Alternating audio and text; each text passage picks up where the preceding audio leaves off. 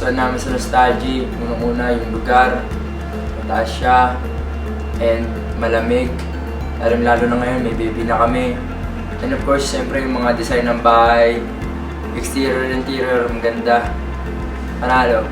And yung message ko nga pala sa Nostalgia, unang-una nagpapasalamat ako siyempre kay Mr. Bernie Mingoy and kay Miss Abby and sa lahat ng mga staff nila rito. Okay. Ang nagustuhan po namin sa Nostalgia ay malapit po sa lahat. Paglabas mo ay wala ka na makikita mga bahay pa sa tagiliran, tsaka ang gate maganda, at tsaka malapit sa lahat. Tsaka maganda ang lugar.